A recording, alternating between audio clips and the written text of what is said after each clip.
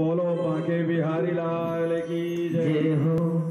माता काली की पूजन अमावस्या, महालक्ष्मी जी की पूजन अष्टमी और दुर्गा जी की पूजन नौमी। समस्त पर्वों में नवरात्रा का ये पर्व को उत्सव बोला गया है, दुर्गा उत्सव, जहां पर माता दुर्गा रानी के सामने उत्सव मनाया जाए। उत्सव का अर्थ है आनंद, आनंद का अर्थ है परमानंद। परमानंद का अर्थ ये नहीं है कि हम ये थोड़ी देर मना लें और इसके बाद बोले आनंद आ गया।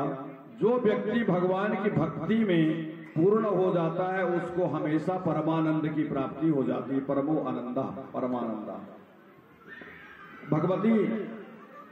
भगवान श्री नारायण की कृपा से शुक्राचार्य जी की ये आंख ठीक हो गई और शुक्राचार्य जी अपनी आंखों को ठीक कर करके नारायण के चरणों में गिर पड़े।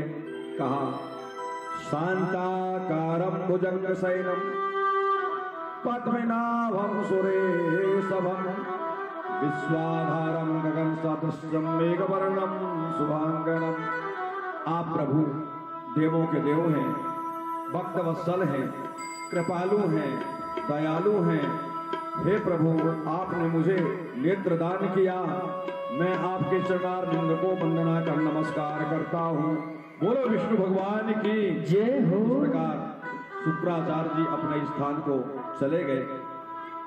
माताओं की कृपा से, भगवती की कृपा से जीवन में कभी कोई कमी नहीं आती, और कमी लाने के लिए हमारे पाप जब आ ही जाए तो पुण्य करने का सुंदर समय मिलता है।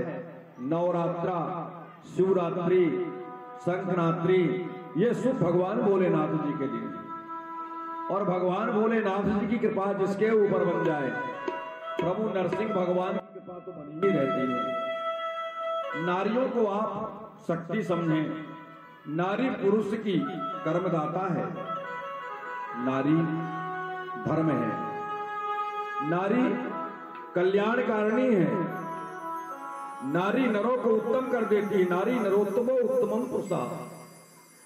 नारी से मनुष्य की मृत्यु भी निश्चित। नारी अगर बिगड़ गई तो काल का स्वरूप है, नारी बन गई तो लक्ष्मी है। नारी अगर सती हो गई तो यमराज से भी युद्ध करके अपने पति को वापस ले आती हैं माता सावित्री।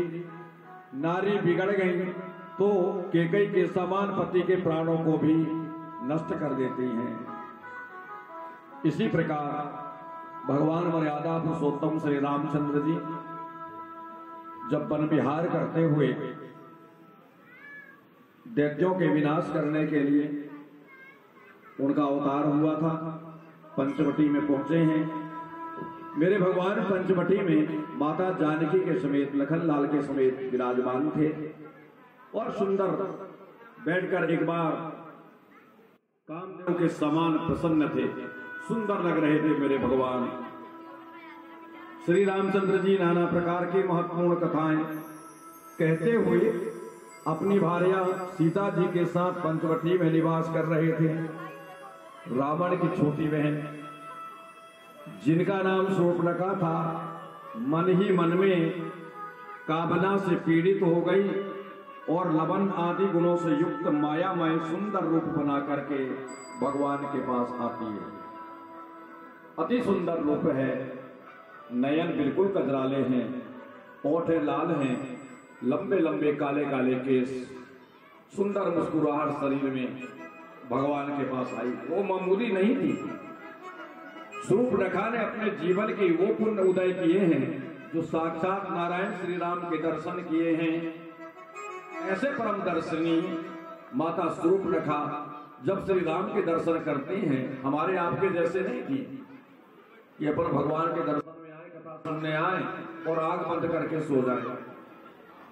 भगवान के मंदिर में जाए तो भगवान के दर्शन न करें, लोग अपने दर्शन करें। कैसा पड़ा है आदमी, कैसा सोया, हर आदमी आते जाते उसको देख रहा है।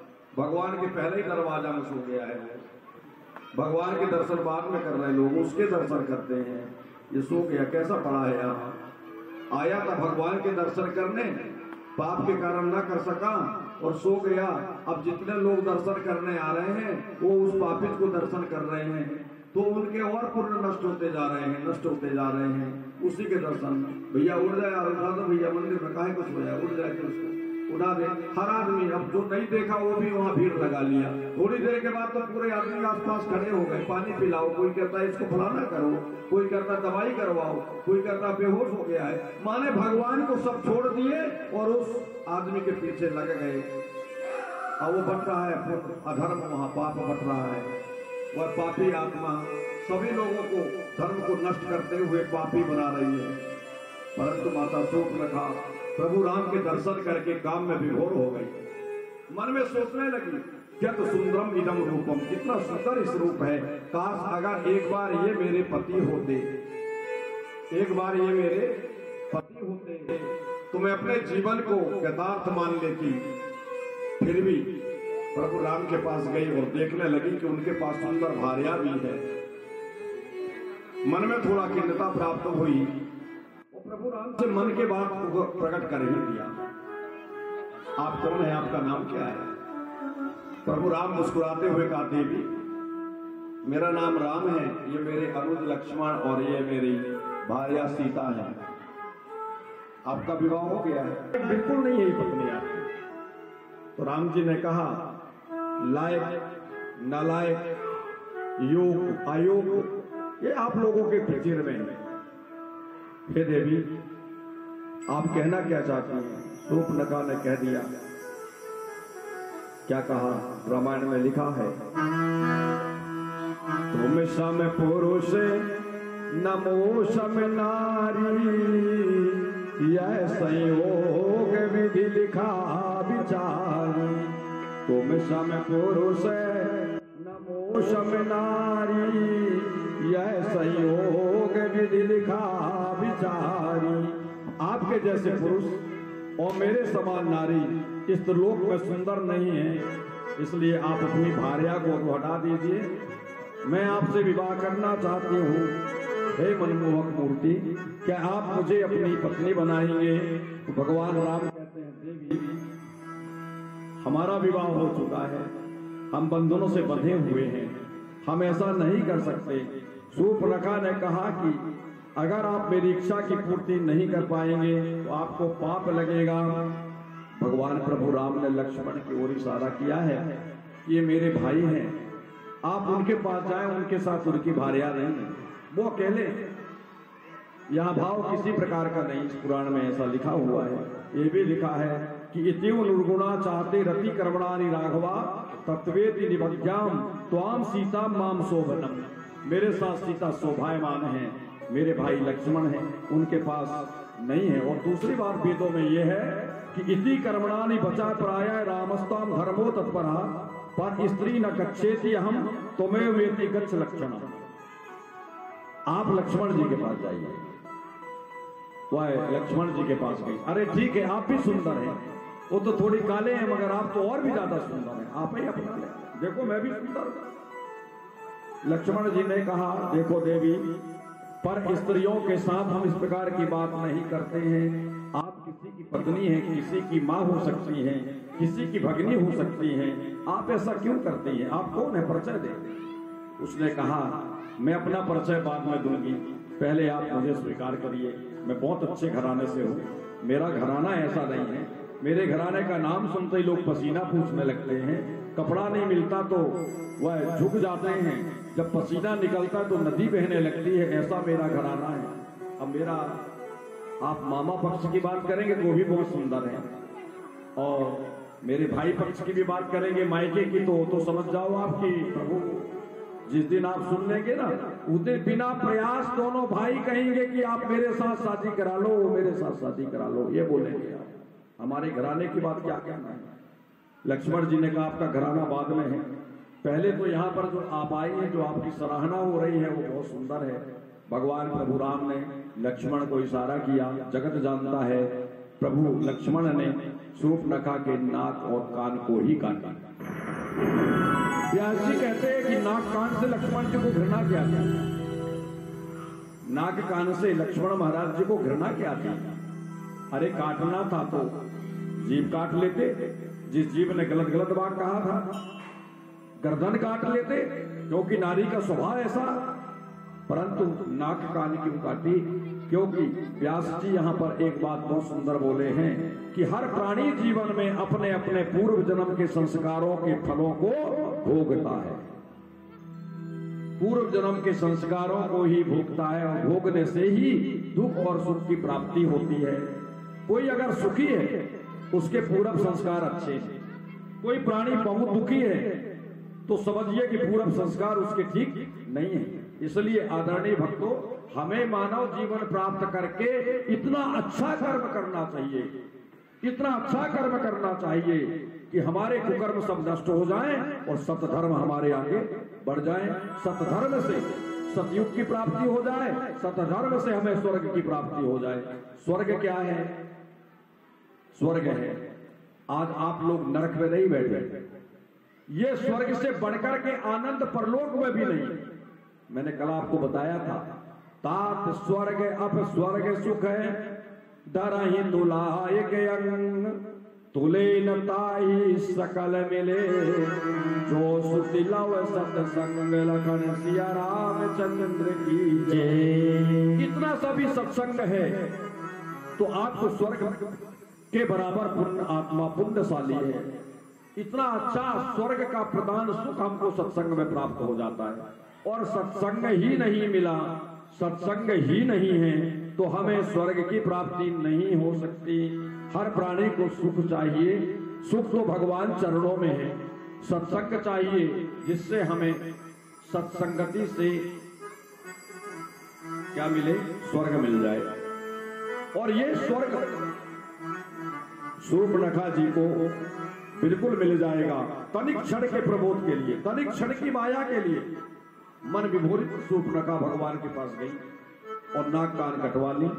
नाक कान ही क्यों काटा गया? पूर्व समय का वृतांत है, बड़ा ध्यान से सुनना। श्रीमद् देवी भागवत में भी एक बार हमने यह आपको बताया था, हमें याद है। पतालपुर के पताल देश के राजा महाराज भानु रहते हैं। भानु राजा बड़े प्रवीण रहते हैं, बड़े धार्मिक हैं।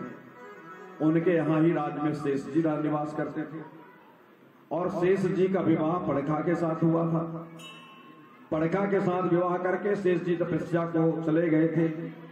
तपस्या करके जब शेष जी वहां से भगवत प्राप्ति के लिए सत्संग में बैठ गए, काफी समय लग गया।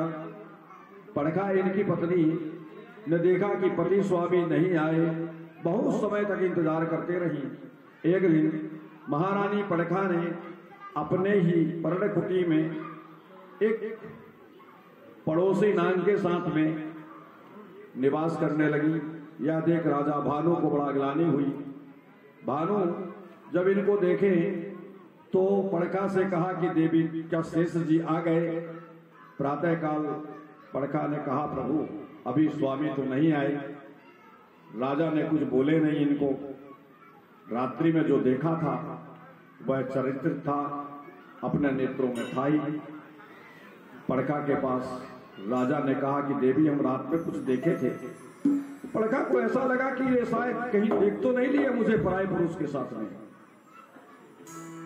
शेष जी जब वापस आए तो पड़खा को भय था कि कहीं राजा हमारे प्राणनाथ को ये ना बता दें कि आपकी पत्नी के चरित्र ठीक नहीं है, नहीं तो हमारा जीना मुश्किल हो जाएगा। यूं कह करके शेष जी जब आए तो देवी ने विकराल रूप बना लिया। नारी काल के स्वरूप है। पुरुष के जीवन में नारी का सुख, नारी का दुख पुरुष को स्वर्ग की ओर ले जाता है। अगर नारी प्रसन्न रहे तो पुरुष की पूजन अर्चन में मन लगेगा ही ना भाई, है ना।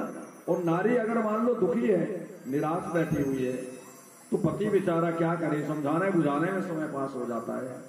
इस प्रकार यह देवी शेष जी से कहा कि प्राणनाथ जब से आप गए हैं तब से हम बहुत दुखी हैं। दुखी का कारण यह है कि यहाँ के राजा हमारे ऊपर गलत दृष्टि रखते हैं, और गलत दृष्टि रखने के कारण बार बार हमें आपके लिए सतीत्व को नष्ट करने के लिए विचार करते रहे, हम आपका नाम लेते रहे। शेष जी ने कहा इतना पापी ये राजा है, इसको जीने का कोई अधिकार नहीं। शेष जी वहां से राजा को नष्ट करने के लिए, मारने के लिए चले गए। सभा में बैठे ये राजा ने अपने यहाँ धर्म की बात कर रहे थे। शेष जी ने सोचा इनकी राज सिंहासन में जाकर के मैं इनको डस दूं और मृत्यु को प्राप्त कर लूं। जिन्होंने मेरी पत्नी के ऊपर कुदृष्टि डाली है, ऐसे राजा को जीने का कोई अधिकार नहीं।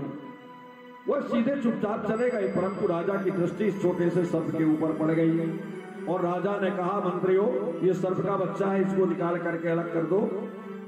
मंत्रियों ने सर्प के बच्चे को निकाल करके बाहर कर दिया। शेष जी को वहां मौका नहीं मिला।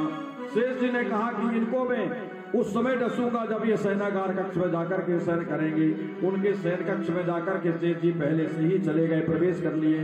राजा जब सोने के लिए बिस्तर में गए हैं तो अचानक इनको याद आया कि बिस्तर को उठा लेना चाहिए। मंत्रियों ने बिस्तर को साफ की तो छोटे से सर्प का बच्चा बिस्तर के नीचे गिर गई। जैसे ही गिरा वो बच्चा तो राजा ने कहा, अरे अरे अरे सांप का बच्चा, इसको मारना नहीं, पाप होता है, मृत्यु देना, दंड देना, इनको अलग कर दो। वह सर्प के बच्चे को फिर से ले जाकर मंत्री अलग कर दिए। दूसरी बार भी उनको नहीं काट सके वो सांप। तीसरी बार शेष जी ने कहा, अब प्रातः काल में शौचालय में जाकर के राजा को डसूंगा। मेरी पत्नी पे कुदृष्टि डालने वाले राजा को जिंदा रहने का कोई अधिकार नहीं है। वह सर्प का छोटा सा बच्चा जाके और शौचालय में खड़ा हो गए। राजा जब प्रातः काल 4 बजे उठ करके शौचालय की ओर जाते हैं तो यह सर्प का बच्चा में दृष्टि पड़ी, अरे ये यहां भी आ गया। हाथ जोड़ते हैं राजा और बोलते हैं, भैया तू मुझे परेशान क्यों करता है? एक बार तो राज सिंहासन में तुझे देखा, दूसरी बार बिस्तर में देखा और तीसरी बार तुम यहां पर आ गए। हे सर्प, हे नाग, जो भी आप निकल जाए, क्योंकि हत्या करना मेरे कवच प्रचीन में नहीं है। चले जाओ। जीवन हम किसी का दे नहीं सकते तो जीवन लेने का कोई अधिकार नहीं। राजा उस सर्प के बच्चे को वहां से भी जिंदा निकाल दिए। शेष जी ने सोचा कि राजा धार्मिक हैं, गलत कार्य नहीं कर सकते। राजा कैसे मेरी पत्नी पे कुदृष्टि डाले, इस बात का मुझे चिंतन करना चाहिए। और इसी चिंतन के लिए शेष जी अपनी पत्नी के पास आ गए।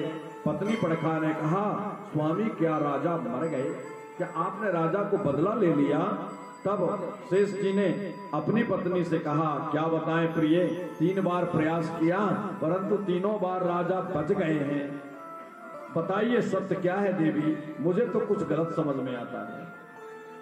पड़खा ने कहा, प्राणनाथ मैं जो कहती हूँ सत्य है, आपको अपनी पत्नी पर विश्वास नहीं। जबकि वास्तव ये था कि पत्नी पड़खा किसी पराये पुरुष से ही प्यार करती थी, ये सत्य था।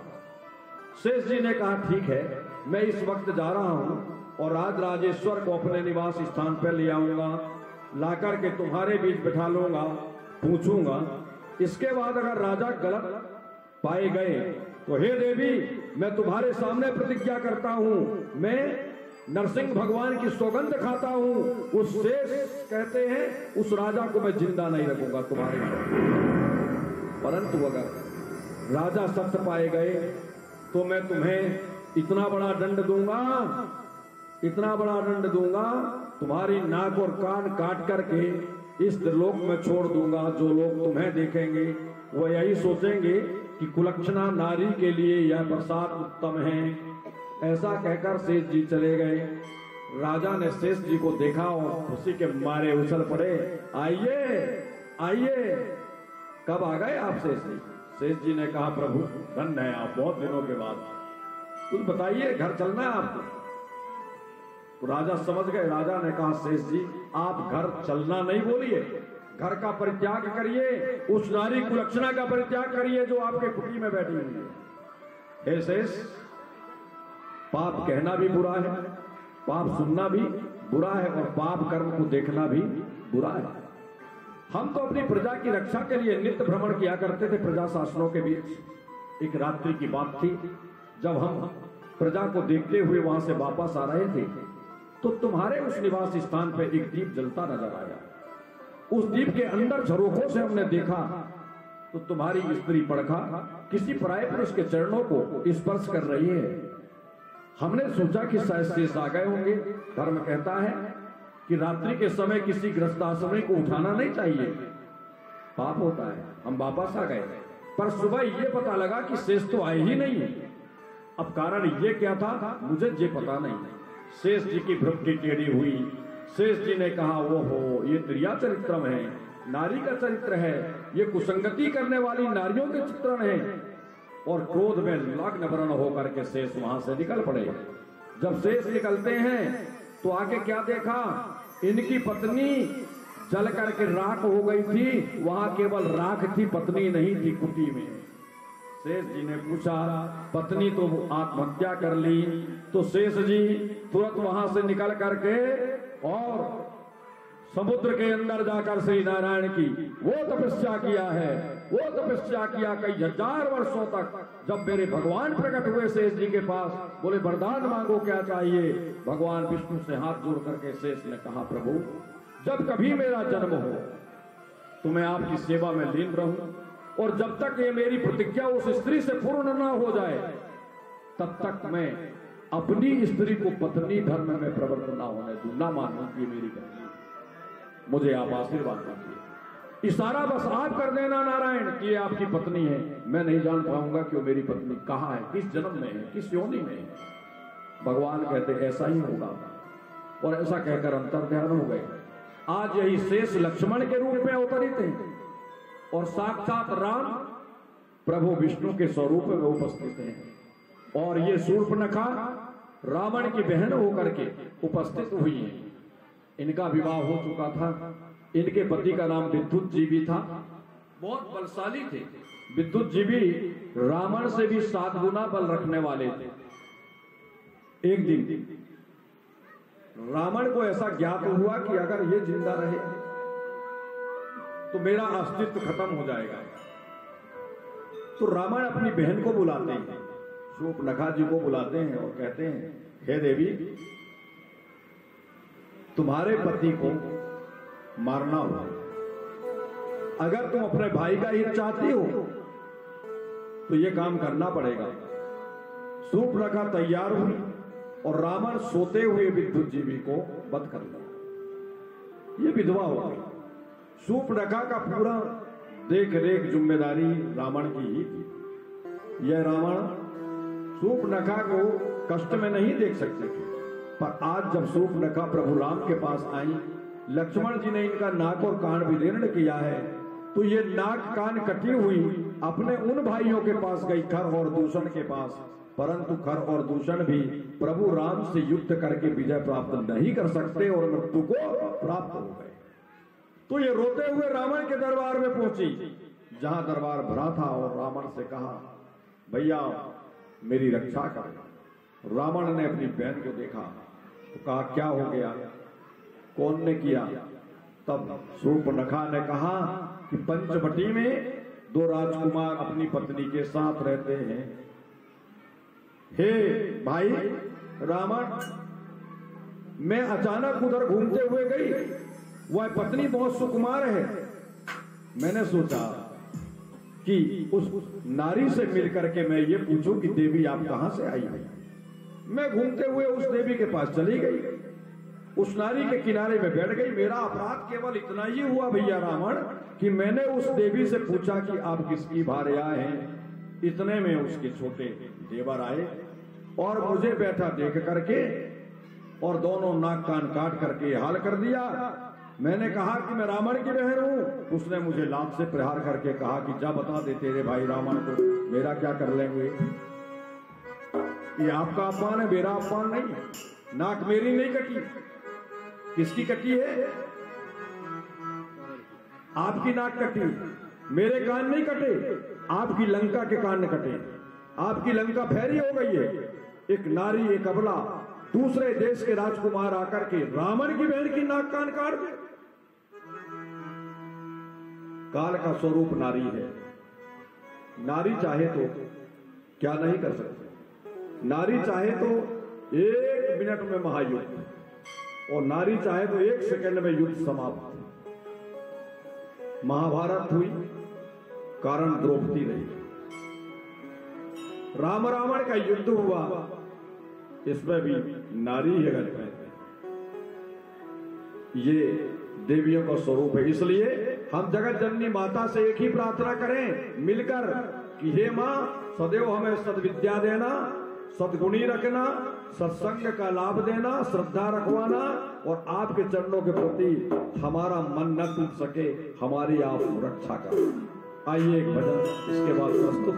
सूर्पनखा ने अपनी नाक कंठ करके अपने भाई रावण के पास पहुंच चुकी है और बता रही है कि मेरा यह हाल जिसने किया है उनका यह नाम है।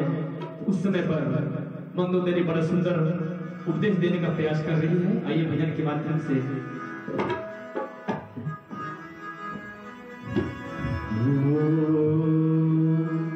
कहे सुनो सी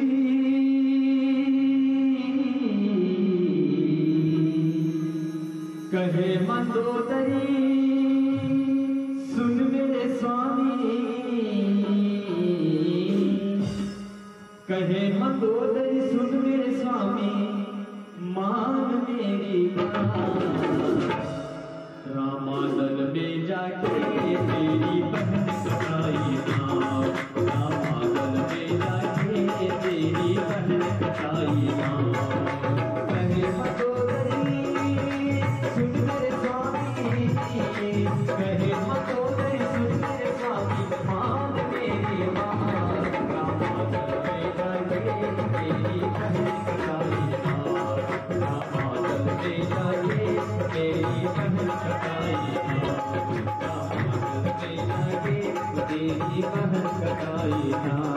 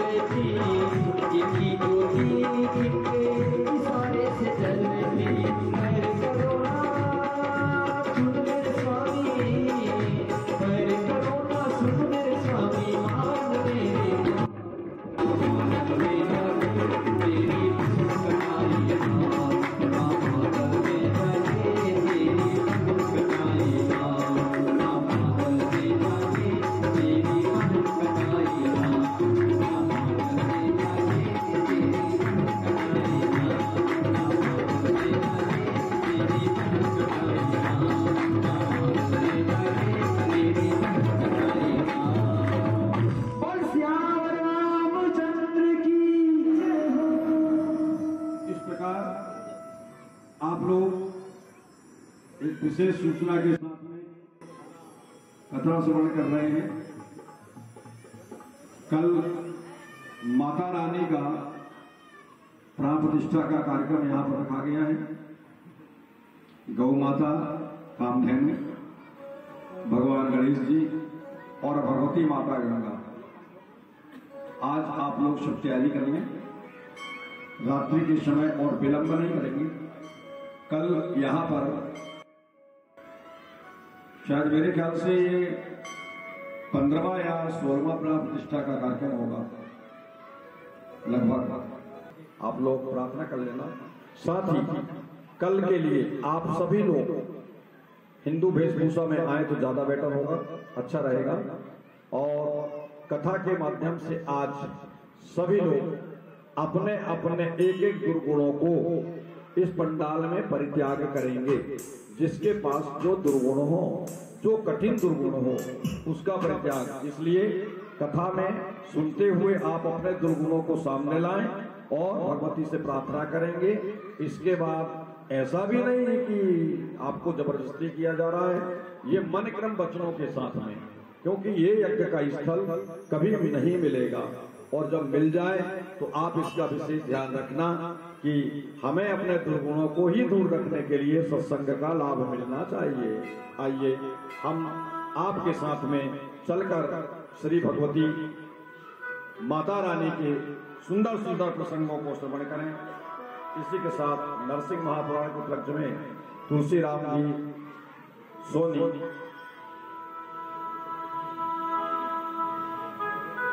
ये मणि शिवनी लिखे हैं।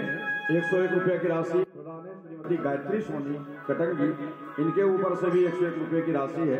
भंडारा के लिए 101 रुपया तुलसी राम जी सोनी, मणि जिला सिवनी वाले, ये गढ़ी मणि जो भी लिखा हो समझ में नहीं आ रहा है, इनकी ओर से बहुत सारा योगदान दिया गया है। सभी लोग एक बार ऐसे भक्तों के लिए तालियों से सम्मान करें। बोलो बांके बिहारी लाल की जय हो। आइए हम कथा में प्रवेश कर रहे हैं। इस प्रकार रावण के बीच जाने के बाद में शूर्पणखा के कहने पर रावण महायुद्ध के लिए तैयारी करते हैं। मारीच के द्वारा माता सीता का हरण की योजना बनाई गई। मारीच को मृग बनाया गया। सोने का मृग ये मारीच बन करके जाते हैं। माता जानकी को हरण करेंगे रावण जी, परंतु सोने का ही मृग क्यों? चांदी का बन सकते थे, मिट्टी का बन सकते थे, चमड़ी का बन सकते थे। स्वर्ण का स्वरूप, मृग का स्वरूप स्वर्ण का क्यों हुआ? क्योंकि माता जानकी जब अद्भुत दृश्य देखती हैं इस वन में, एक मृग सामने आया जो स्वर्ण के समान है। स्वर्ण का नहीं, स्वर्ण के समान है। स्त्री जाति को स्वर्ण अधिक प्रिय है, बहुत प्रिय है। पति प्यारे नहीं है स्त्रियों को। अगर पति जिंदगी में एक सोने का सामान नहीं लाया, उसका पति कितना भी सुंदर हो, उस पत्नी के लिए वो सुंदर नहीं है। और कितना खूबसूरत हो और गदागद सोना ही सोना खरीद खरीद के पत्नी को हरा पीला कर दे, उसका पति क्या देख रहा है? उसके जैसे तो कोई आदमी तो नहीं है जी। हमारे वो गुड्डू के पापा तो ऐसा समझ लो कि भगवान का अवतार है। और अगर आप कहीं सोने का कुछ नहीं ले आए और हमारे घर का सत्यानाशी इसका बाप है ना, कल परसों से देख रही हूँ गुरु जी, मैं तो ऐसा है और बच्चों के लिए रह रही हूँ, नहीं तो कब का उनको छोड़ छाड़ के भाग जाते। आत्मम बले सत्यत्व नहीं, स्वर्ण से स्त्री जाति को स्वर्ण में मोह है। ये जानते थे मायापति रावण, मारीच जानते थे। सीता जी सोने के मृग को देखती है, प्रभु राम को दिखाती, वो देखो सुंदर मृग है। राम याद करवाते हैं कि देवी है, जंगल है, वन है, मृग तो आते जाते रहते हैं, इसमें क्या है?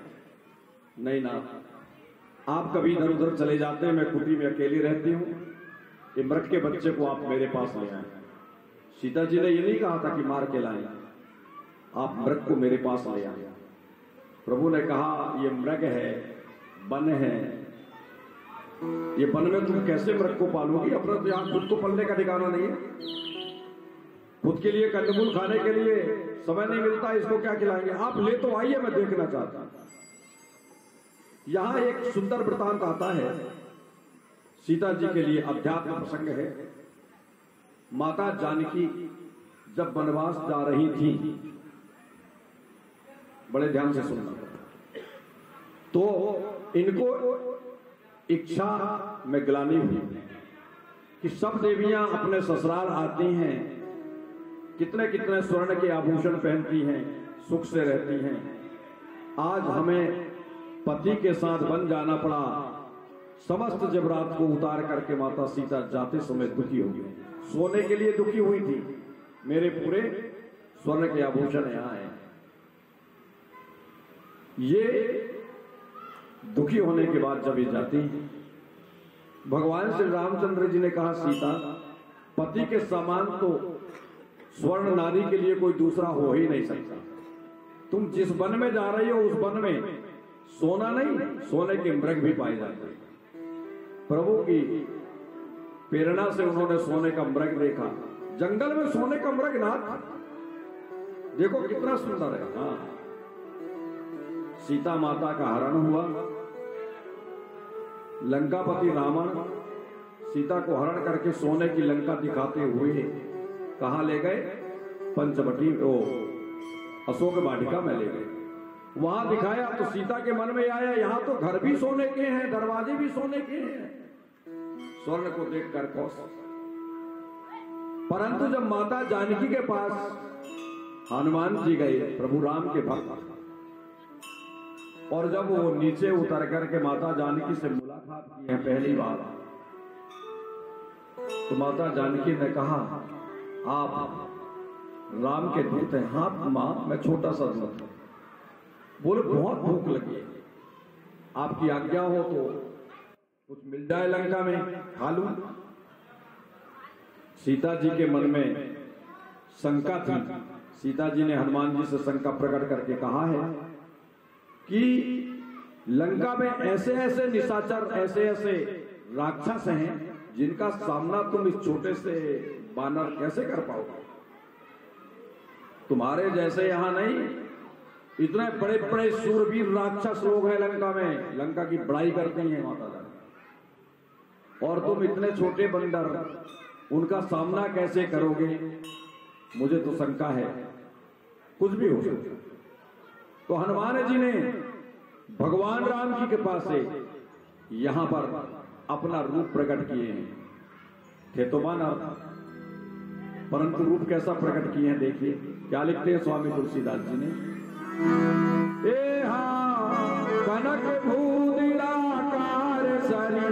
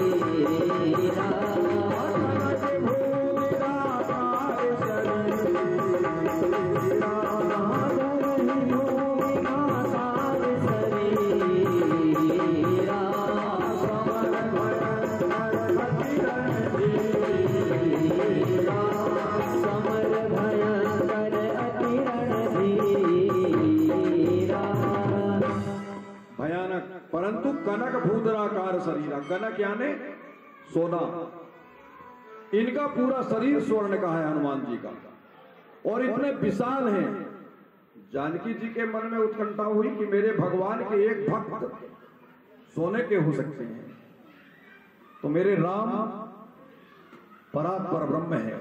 वास्तव में पति के समान दूसरा कोई देवता पत्नी के लिए नहीं है। पति से कभी मन में कपट रखने वाली नारियां सुख नहीं भोग सकती। पति से कभी कपट नहीं रखना चाहिए। पति परमेश्वर का स्वरूप है। पति नारी के लिए वह नाव है जिस नाव में नारी बैठ जाए तो उसको एक समुद्र नहीं 7 जन्मों तक के समुद्र अर्थात समुद्र रूपी बंधनों से मुक्ति दिलाने वाले पति ही हो। पति पतवार है, पति परमेश्वर है, पति धर्म है। पति नारी के जीवन में वह देवता है जिस देवता से स्वयं भाग्य लिखा जाता है। बोलो एक बार पति परमेश्वर की जय। हाँ, माता जानकी को ये ज्ञान हुआ है और माता जानकी अपने राम प्रभु को नमस्कार की। हनुमान जी महाराज जी ने भगवान राम को यह सूचना दी। आगे चल के जो हुआ वो सभी लोगों को ज्ञात है। इस पुराण में ये कथा आई है कि भगवान रावण को मारकर अवध जाते हैं, राज्य करते हैं। राज्य करने के बाद भी मेरे भगवान के राज्य में कभी कोई दुखी नहीं हुआ। राम के राज्य में कोई दुखी नहीं हुआ। एक बार भगवान राम के राज्य में एक अद्भुत घटित घटना घटती है। घटना यह थी, ऋषि गालव समुद्र के अंदर भगवान की तपस्या करते थे। जब ये गालव मुनि तपस्या से उठ करके आते तो प्रातः काल गंगा जी में जाकर के स्नान किया करते थे। एक दिन सुबह 4 बजे स्नान करने के लिए गंगा जी में गए, स्नान किए और सूर्य नारायण निकल चुके थे तो उनको अर्घ दे रहे थे। हाथ में जल लेकर के अर्घ दे रहे थे। गंधर्वपति चित्रकेतु अपने सपरिवार के बीच में रथ में सवार होकर के और प्रातः काल 4 बजे यात्रा कर रहे थे। चित्रकेतु मुख में तांबूल दबाए हुए थे, पान खाए हुए थे। पत्नी ने कुछ प्रश्न किया और इस गंधर्व राजा ने उस पान को थूक दी। शास्त्रों में पान खा के थूकना भी वर्जित बताया है। जो पान खा के थूकता है वह अपने माता पिता की सेवा से उसी वक्त हीन हो जाता है। जो व्यक्ति पान खा करके जमीन पे थूकता है तो माता पृथ्वी उस व्यक्ति को उद्धार कल्याण नहीं करती। उसका हाथ का लगाया हुआ बीज भी सूख जाता है, उसके हाथ के लगाए हुए पौधा भी आगे चल करके विलीन हो जाते हैं। जो पान खा के पृथ्वी में थूकता है, नहीं थूकना चाहिए। इसलिए पंडाल में तो विशेष रूप से ध्यान रहे, गुटखा तंबाकू खाने वाले न थूकें, दीवार खराब ना करें। मंदिर में आकर के गुटखा तंबाकू खाना भी वर्जित है। हमारे राष्ट्र हित के लिए, हमारे धर्म के लिए, हमारे शास्त्रों के लिए कम से कम भगवान के पंडाल में मुखमंजन के रूप में अगर कुछ खाना ही पड़े आपको तो गम खा लें। क्या खाएं? गम खाएं। अगर कुछ सोचना ही है तो चिंता मत करें। पंडाल में आने के बाद केवल एक ही काम करना चाहिए, चिंता ज्यादा हो जाए तो चिंतन करना चालू कर दो। चिंतन से चिंता का नाश हो जाता है और प्राणी परम ब्रह्म पुरुषोत्तम को प्राप्त हो जाता है। गालव मुनि के हाथ में वो पान की थूक गिर गई। ये क्रोधित होकर के श्री राम जी के पास गए। प्रभु राम से कहा कि प्रभु, आपके राज में संत सताए जा रहे हैं, संतों का अपमान किया जाता है। पता नहीं एक गंधर्वपति मेरे हाथ में जानबूझ करके पान थूक दिया। भगवान राम ने कहा, संत जी आप चिंता न करें, उस पापी को दंड दिया जाएगा। आप जो चाहेंगे वो दंड मिलेगा। क्या चाहिए? गालव मुनि ने कहा, कल सूर्यास्त के पूर्व उसका मस्तक कट जाना चाहिए जो ऐसा पाप किया है। भगवान राम ने कहा, एक वस्तु ऐसा ही होगा। परंतु देवऋषि नारद जी इस चित्रकेतु को जाकर बताए, प्रभु राम की यह प्रतिज्ञा है कि तुम्हारा मस्तक कल कट जाएगा। ये दृढ़ते हुए परेशान हो गए और भगवान नारद जी से पूछने लगे, प्रभु मेरी मृत्यु ना हो ऐसा कोई उपाय बताएं। नारद जी ने कहा, तुम्हें इसके लिए हम एक उपाय बताते हैं। माता अंजनी के पास चले जाएं और उसकी शरणागति को स्वीकार करें। माता अंजनी के निकट गए, माता अंजनी से प्रार्थना किया।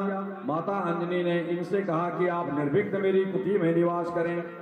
इधर प्रभु राम इस गंधर्व सैन को देखने के लिए चारों ओर अपनी सेना को भिजवा दी, परंतु ये कहीं न मिले। हनुमान लक्ष्मण को भेजा गया, हनुमान लक्ष्मण जी खोज फिरे, परंतु ये कहीं न मिले।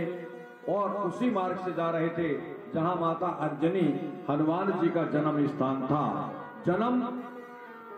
जन्मभूमि इतनी प्रिय होती है कि आदमी जन्मभूमि से अच्छा सुख और स्वर्ग किसी को नहीं मानता। आप पूरे तीर्थ चले जाएं, संसार घूमने चले जाएं, आपको आनंद आ सकता है, परंतु परमानंद की प्राप्ति नहीं हो सकती। जब आप अपने घर वापस आएंगे तो आकर के झोला जंगल फेंका, आदमी कहता है भैया अब मैं घर आ गया हूं, आज तो खूब सोऊंगा। जो आनंद अपने घर में है, चाहे घर आपका झोपड़ी हो, चाहे महल हो, चाहे वहां सूखी रोटी क्यों ना मिले, परंतु वह रोटी में भी अमृत है। अपना घर परमानंद की प्राप्ति करने वाला है। इसलिए अपने घर, अपने गांव को, हर प्राणी को सजाना चाहिए। हर प्राणी को अपने गांव में ऐसा स्वर्ग बना के रखना चाहिए कि जिसमें दूसरे भी आकर के आनंद का अनुभव कर सकें। इसी को कहते हैं स्वर्ग भूमि, स्वर्ग रोपण, स्वर्ग चमत्कार, स्वर्ण शांति और स्वर्ग का सुख। अपने गांव, अपने घर को। भगवान हनुमान जी अपनी मां से मिलने गए। माता ने हनुमान जी को देखा है 20,000 वर्षों के बाद। कौन हो तुम? मैं तुम्हारा बेटा हनुमान हूं मां, प्रणाम। अंजलि ने कहा बेटा इतने दिनों के बाद मां की याद आई? लक्ष्मण जी उस तरफ खड़े हुए हैं। हनुमान जी से बोले जल्दी लौट आना, समय कम है जी। पवन वेग हनुमान जी, इतने तेज चलने वाले हनुमान जी। माता के चरणों में प्रणाम किया और कहा मां तुम तो बिल्कुल दुबली हो गई। मां तुझे क्या चाहिए बोल? जो त्रिलोक में कोई नहीं दे पाया होगा वह तुम्हारा बेटा हनुमान जी राम की कृपा से तुम्हें देगा।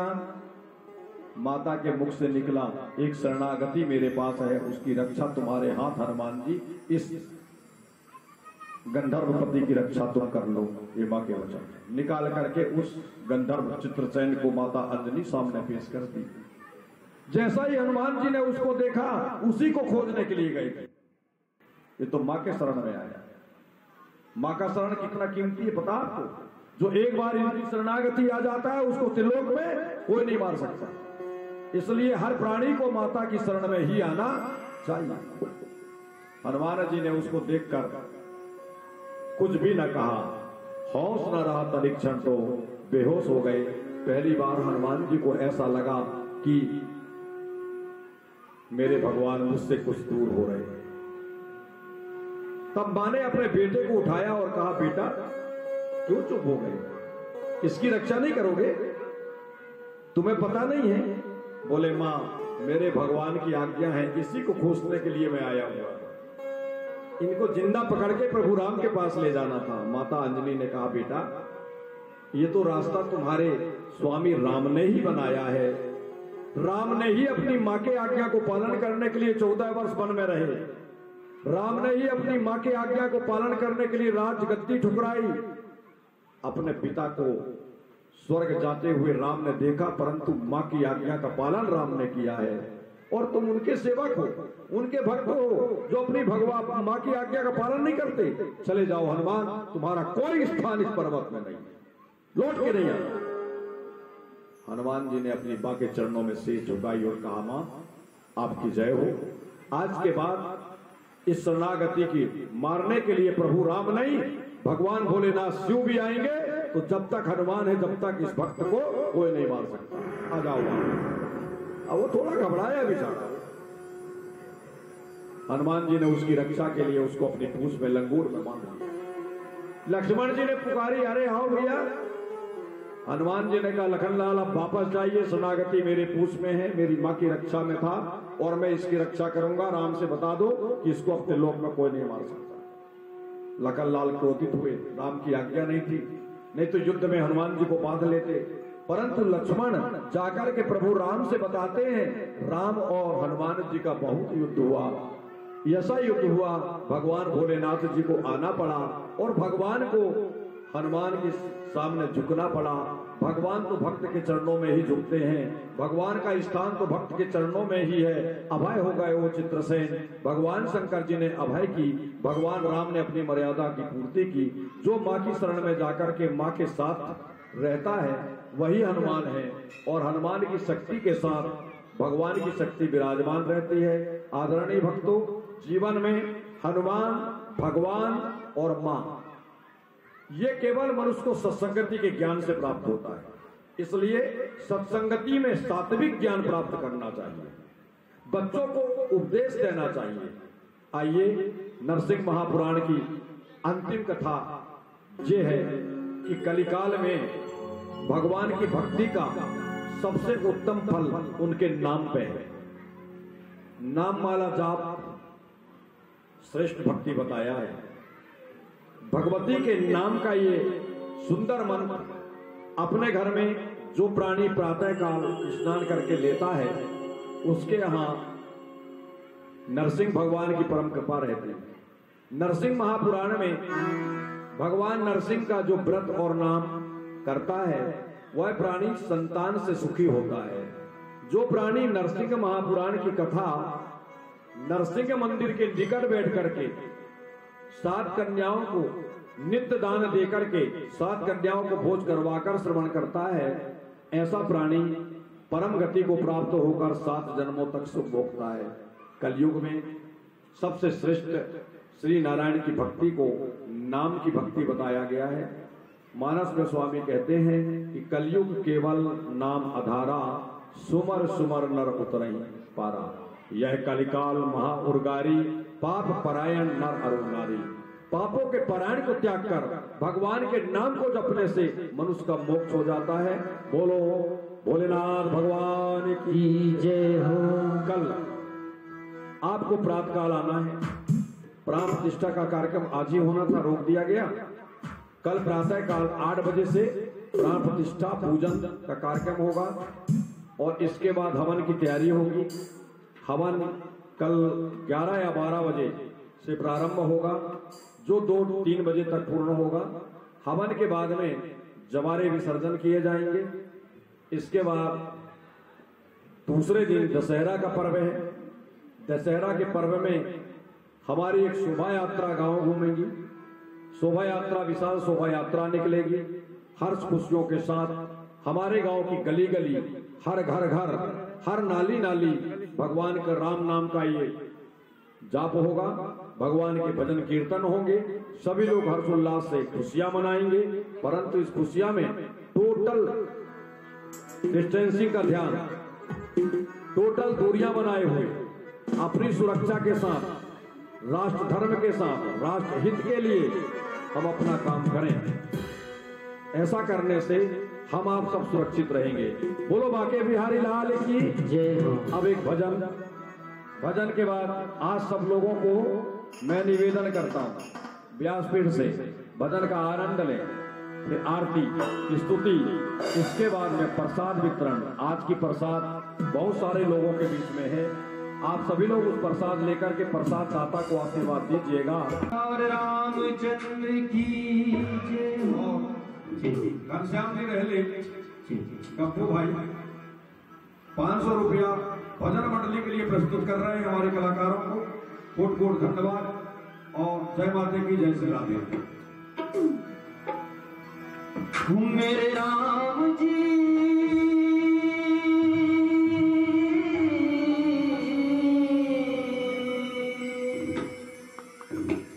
मेरे राम जी तुम देख लो आगे, ये अपनी दुनिया सारी।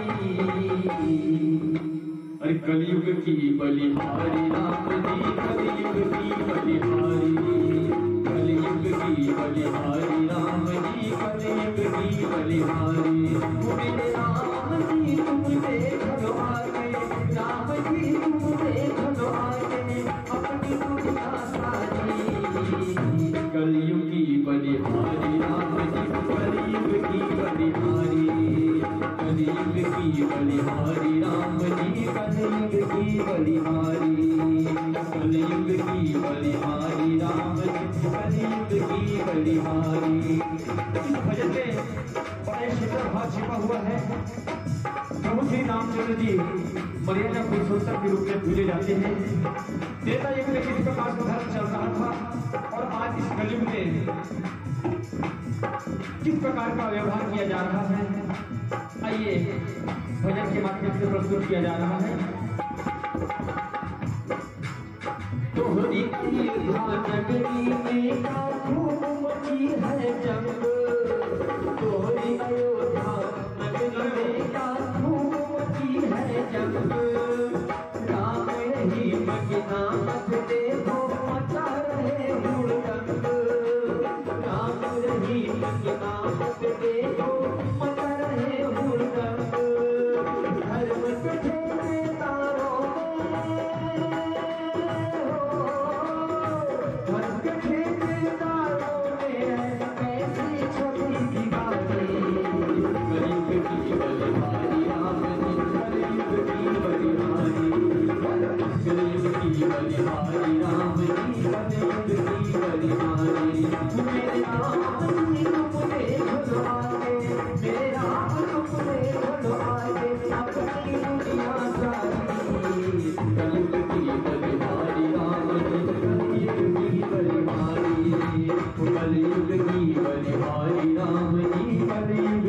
बलिहारी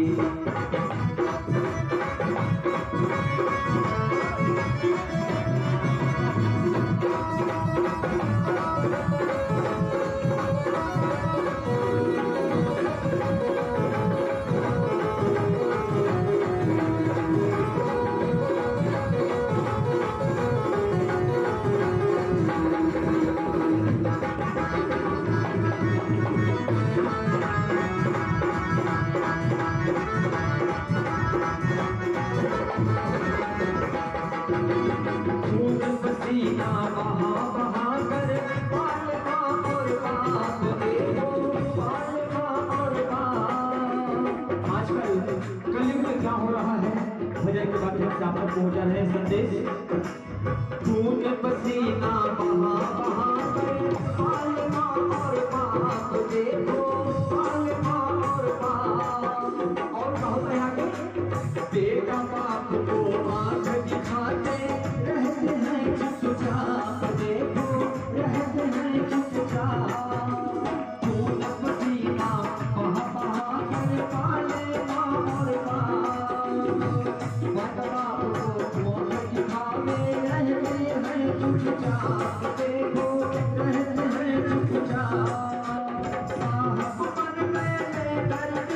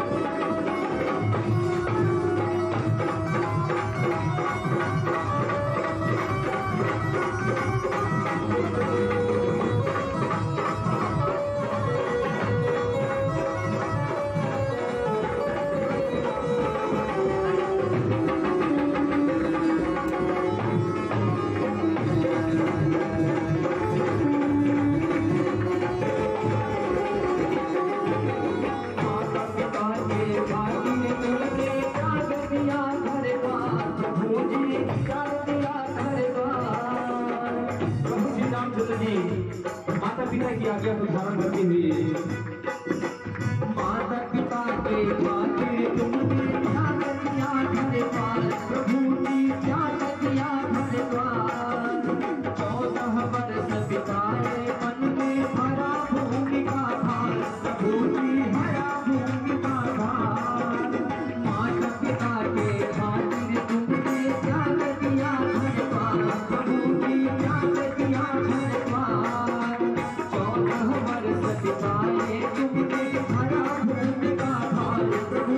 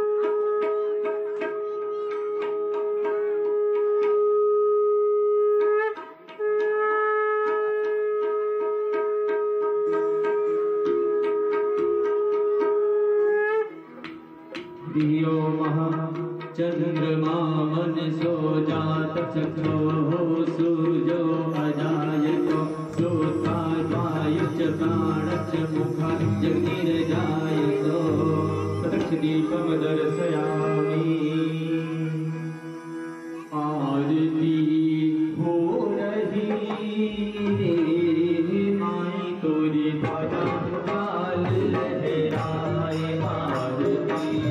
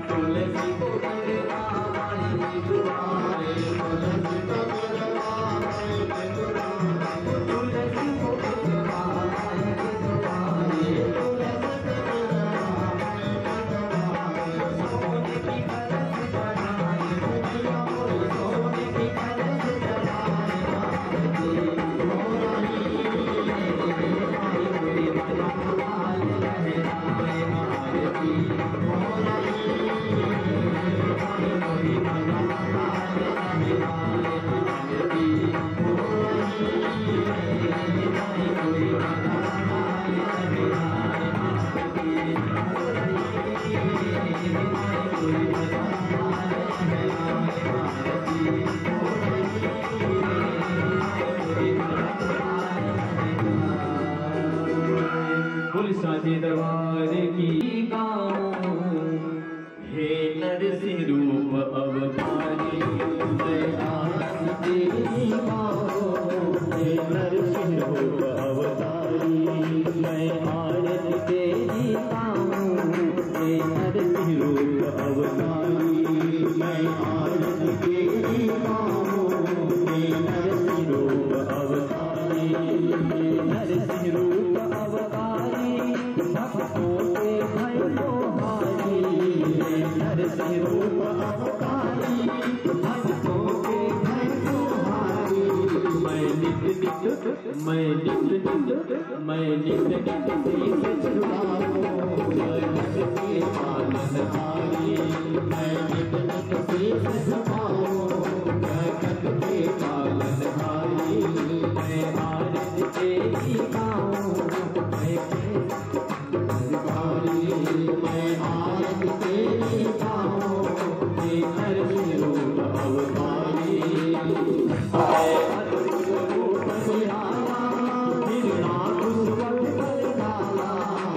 अद्भुत रूप निराला हिरणाकुश वध करनाला। प्रहलाद को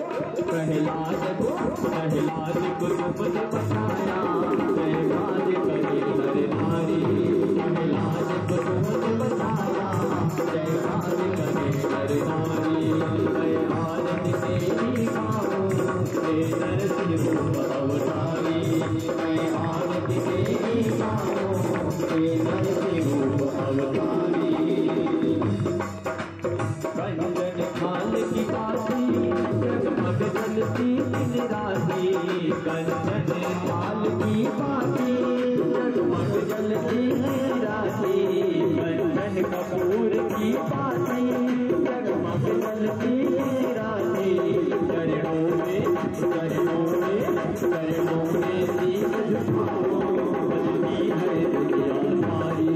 चरणों में शीश झुकाओ बजती है दुनिया सारी। मैं आरती तेरी गाऊं हे नरसिंह रूप अवतारी। मैं आरती तेरी गाऊं हे नरसिंह रूप अवतारी। हे नरसिंह रूप अवतारी भक्तों के भय को हारी। हे नरसिंह रूप अवतारी भक्तों के भय को हारी। मैं नित शीश झुकाऊं जगत के पालनहारी। मैं नित शीश झुकाऊं जगत के पालनहारी। मैं आरती तेरी गाऊं हे नरसिंह रूप अवतारी।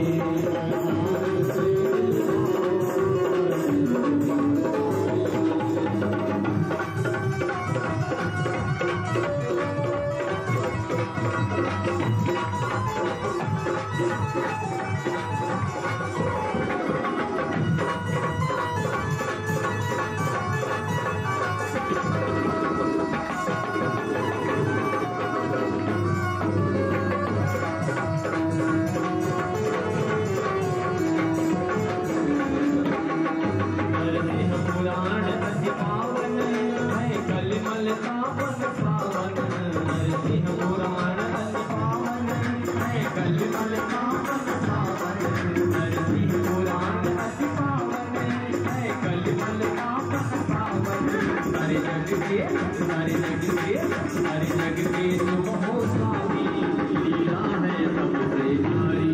सारे जग के तुम हो स्वामी लीला है सबसे प्यारी। मैं आरती तेरी गाऊं हे नरसिंह रूप अवतारी। मैं आरती तेरी गाऊं हे नरसिंह रूप अवतारी। हे नरसिंह रूप अवतारी भक्तों के भय को हारी। हे नरसिंह रूप अवतारी भक्तों के भय को हारी। मैं नित शीश झुकाऊं जगत के पालनहारी। नित शीश झुकाऊं जगत के पालनहारी। मैं आरती तेरी गाऊं हे नरसिंह रूप अवतारी।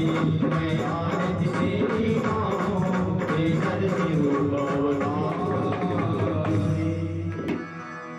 बोलो बाकी जय माता यमुना की जय माता सरस्वती की, जय हो। माता नर्मदा की, जय हो। माता तुलसी की, जय हो। गौ माता की, जय हो। शीतला देवी की, जय हो। धर्म की, जय हो। अधर्म का नाश हो। प्राणियों में सद्भावना हो। विश्व का कल्याण हो। झूठ बोलना पाप है। गौ हत्या बंद करो। गौ हत्या बंद करो। हर हर श्री राम चंद्र कृपालु भजमन हरण भव भय दारुण नव कांड लोचन कांड मुख कर कांड पद कर चारुण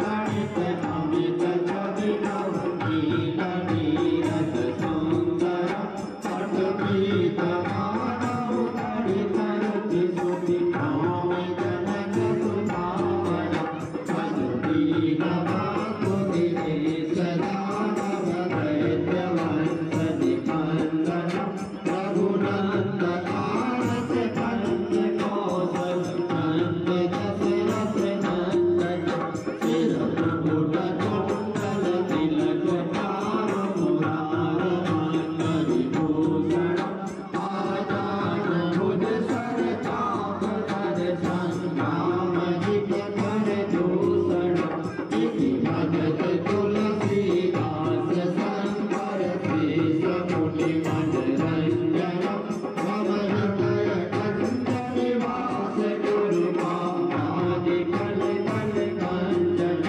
मन प्राहि राघव विमहि सोमन सहस सुंदर सावरो करुणानिधान सुधान शील स्नेह जानत रावरो यत्रापि गौरी असीस सुन सिय भई कहिय हर्षित अति तुलसी भवानी पूज पुनि मुदित मन मंदिर चली जानि गौरी अनुकूल सियहि हर्ष न जाय कही श्री मंजुल मंगल मूल वाम अंग भरकन लगे श्यावर रामचंद्र की जय हो और साचे दरबार की कर्पूर गौरम